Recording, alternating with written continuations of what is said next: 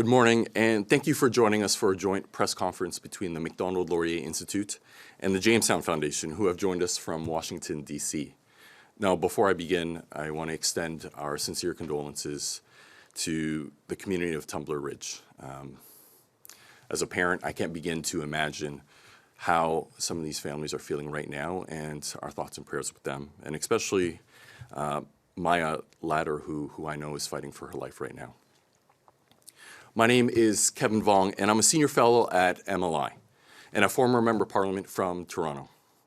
Let me begin by saying that today's joint endeavor is a good reminder of the long-standing relationship and partnership between our two democracies, who, whatever our differences, have a lot more in common than that which divides us. And one of the things that we have in common is a shared adversary in Communist China, who may present as a benevolent and smile to our face, while simultaneously have their hand in our back pocket. An authoritarian state who will extend a hand claiming to be in the spirit of friendship, but do friends take the other's people hostage? Would a friend steal your technology and then undercut your industries and companies and steal your jobs? Do they buy up your medical PPE before a deadly global pandemic? Or do they set up illegal police stations in your country? Do they put bounties on your people or interfere in your democratic elections? These aren't hypothetical questions. They're real examples of what has happened or is happening today in Canada. And you'll be hearing today from our speakers about the Chinese Communist Party's primary tool of interference, the United Front Work Department. First, you will hear from Cheryl Yu. Cheryl is fellow in China Studies at the Jamestown Foundation. She's the author of the report that they're releasing today, Harnessing the People, Mapping Overseas United Front Work in Democratic States. And she's also the co-author of Chinese Communist Party Covert Operations Against Taiwan. Following Cheryl will be Peter Mattis, president of the Jamestown Foundation and an advisor to the Interparliamentary Alliance on China, where I'm also proud to serve on the Alumni Council.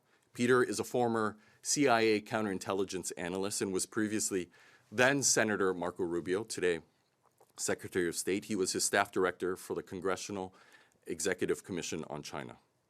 Finally, you'll hear from retired Lieutenant General, or for our friends joining us from DC, Lieutenant General Christopher Coates, who was previously Commander of Canadian Joint Operations Command, CJOC, and Deputy Commander of North American Aerospace Defense Command, also known as NORAD. Today, he's a colleague and Director of Foreign Policy, National Defense, and National Security at MLI. Now, before I pass the floor to Cheryl, I just want to situate everyone with some key considerations, starting with diplomatic representation. China's diplomatic footprint in Canada, as was released by the Haute Commission, is 176 Chinese diplomats. Now, compare that to the U.S. footprint, which consists of a little over, coincidentally, 176 American diplomats. But what's curious is, if you put it in perspective of total trade, which I know is the forefront of many Canadians' minds today, is that trade with the United States represents over $1 trillion, or about 70% of our total trade, whereas trade with China is around 120 billion, or 8%, which is about a ninth of how much we trade with the U.S. So that begs the question, are the Chinese Communist Party's diplomats just really inefficient? And not just a small amount of inefficiency, are they 9 times less efficient at their jobs? Or are they doing something else? And if it's not trade, what else are they doing here in Canada? I think it bears reminding folks that there was at least one diplomat who was from the Toronto Chinese Consulate, Zhao Wei, who was declared persona non grata in 2023 and expelled from Canada because he wasn't conducting trade. He was coordinating efforts to target one of my former parliamentary colleagues, Conservative MP Michael Chong, and his family. What are the activities of the 8 out of 9? So are they really inefficient, or are they doing something else? Those are some of the questions that I'm asking. And with that, I'd like to hand it over to Cheryl.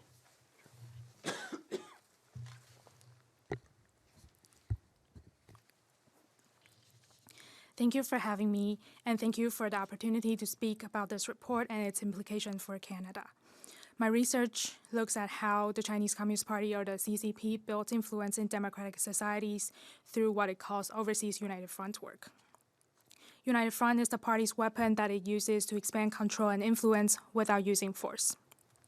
The party uses this system to shape political, social, and economic environments in ways that serve the party's goal, which is becoming the dominant global power and advancing claims such as the annexation of Taiwan. And through ongoing and long-term relationship building, the party has created a global network of individuals and organizations inside open societies. This report maps that system across the United States, Canada, the United Kingdom, and Germany, identifying more than 2,000 United Front-linked organizations.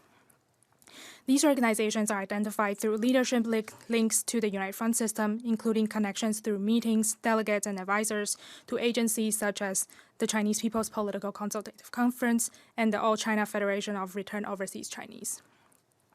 And organizations in Canada are very much part of this.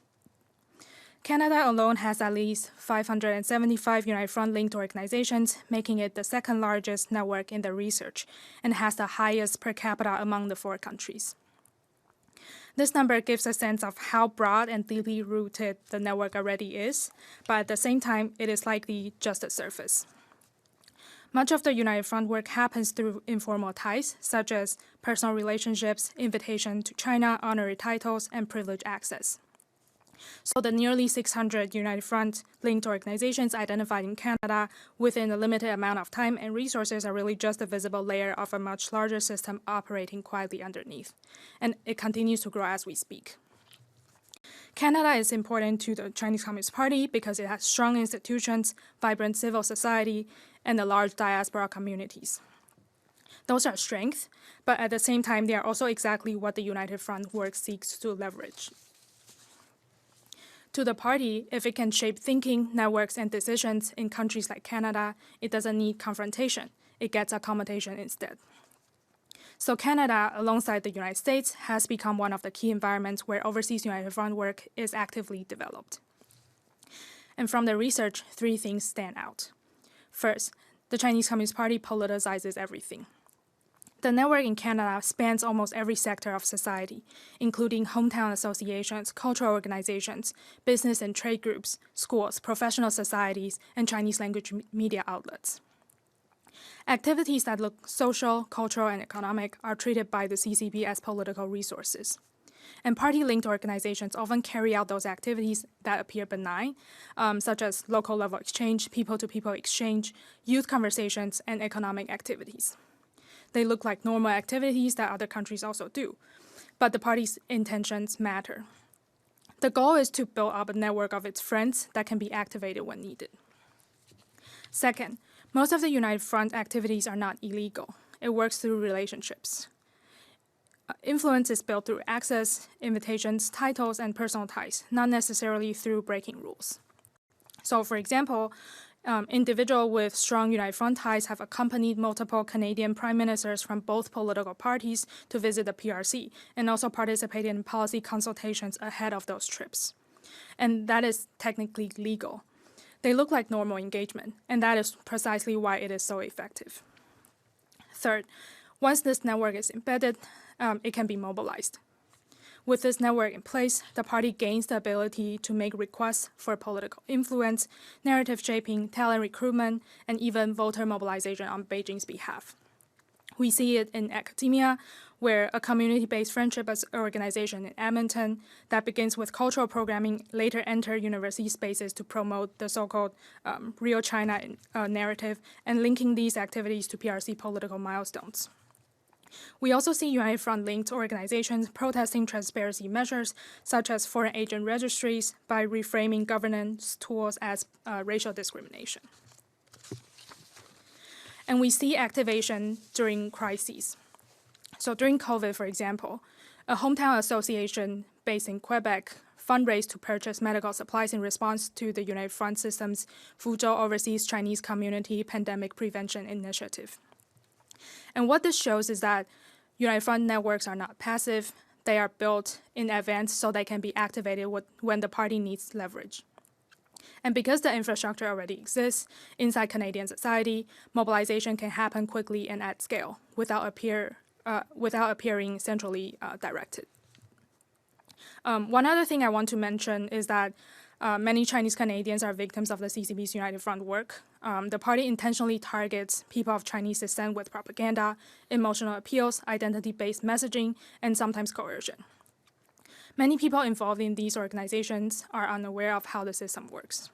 So this is not a question of ethnicity, it is a question of state-directed political influence inside a democracy. And protecting targeted communities is part of protecting our democratic institutions. And so to conclude, what the report shows is that foreign influence doesn't usually arrive as a scandal, it arrives as normal engagement until the environment has already been shaped. United Front work uses democracy's openness as its operating environment, and that is why it is difficult to detect and easy to normalize. In my research, the most effective foreign influence operations are invisible or unseen. They succeed by shaping environments and expectations before anyone realizes political influence is taking place. So understanding how influence actually operates is essential if a democratic society wants to remain open without being quietly shaped from within. Thank you, and I look forward to your questions. So, first, I just want to express my condolences on behalf of the Jamestown Foundation, myself, for the victims of the school shooting. As a parent, with a child who goes to school, I can't imagine receiving that phone call or seeing that news line. There's a lot of families that are going through a lot, and my heart goes out to them. And I think on behalf of all of us, we would hope that they are able to find solace and a peace that comes through one of these tragedies. I'm incredibly proud to say that Harnessing the People is now available online to download for free. And I also am proud as a sort of a mentor and as a leader of an organization that one of my fellows has her first real solo effort to explain a difficult and complex subject and to highlight the fact that she has done more work than I think just about anyone else on the planet to uncover these networks, to track them not just in Canada, the United States, Germany, and the United Kingdom, but also in other parts of the world. And we're steadily building up our understanding of what they are. And this report is significant because it's not just telling a story based on party documents and what is the purpose of the party's ambitions and what is the purpose of United Front work. What is the purpose of this United Front policy system that starts at the center and goes to the provinces and affects literally every part of the party, right? So you can find United Front work departments in Western corporations that are in China with a party committee inside them, right? You can find them in joint ventures. You can find them in the China Academy of Sciences. It's a pervasive sort of network, and it's really about understanding that the party is at the center. And as Kevin pointed out, is this what friends do? Mao Zedong described United Front work as one of the three sort of tools or weapons, including sort of party management, construction, and discipline, the military force or armed struggle, and United Front work. He described the party as the warrior that wields the twin weapons of armed struggle and United Front to break and shatter the enemy. That means that when we see these organizations, however nice the smile, however nice the gift, the purpose here is about breaking and shattering the enemy. And they're not sitting here looking at us saying that we are friends, right? And if we're engaging through these organizations, then we're allowing the party to control what is China, what it means to be Chinese, and we're accepting the party's terms of engagement. And when we do this unknowingly, when we let some of these leaders represent whole communities of Canadians, of Americans, of English, of many others, Australians, we are letting the party take away the voice of our citizens. And they're using the legitimacy of our citizens to put the party's voice and Beijing's perspective into our politics, into our decision-making. The other thing that's really important to know about this is that this is one approach to studying this pervasive system and the method that the party uses to build influence and to deal with its adversaries. But it's not the whole story, not by any stretch. It's a way of thinking, it's a way of understanding politics, and when you look at the way that the party talks, when you look at a speech by Wang Huning like he gave a couple of days ago at a Taiwan Work Conference, or when you look at the speeches about global order that the Foreign Minister Wang Yi has given and over the years, you see that this kind of thinking is pervasive in the way in which the party conducts any sort of engagement with us, whether it's business, whether it's diplomatic, in some cases whether it's military, intelligence ties, or an effort to deal with law enforcement cooperation. And we actually have to know this and we have to deal with it. And it means that if we engage normally with the PRC, if we engage normally where the party is present, even inside our own countries, we have to put enormous effort to actually reach Chinese people, right? And that is on all of us as citizens in a democracy to make sure that everyone's voices are heard, right? Both of our countries have had long histories of civil rights and a need to ensure that those voices are heard. You know, we share this heritage of dealing with large multi-ethnic societies, of immigrants at different waves and different times, and it does require effort. And we can't simply let the party make it easy for us, because what the party is so good at doing is bringing control alongside convenience. So I hope you'll read Cheryl's report. It's kind of a 201 study, if you will, that brings you past the introduction, past the purpose, to look at what takes place with all of these different organizations, what it takes place with this large network. But let's remember, this isn't the whole story, because they target a lot of different people at a lot of different levels when you think about the decisions that make democracy work, right? Just yesterday, a political campaign advisor in a small town in the United States was sentenced to 4 years. He was a political advisor on a mayoral campaign in a small town, but he was working for the Ministry of State Security, right? So it may sound conspiratorial, it may sound a little hard to believe, but it's not just at the Prime Minister, but it goes all the way down to local levels. And that means that everyone has a responsibility to be able to talk about the challenge in a reasonable, informed, and thoughtful way. Thank you.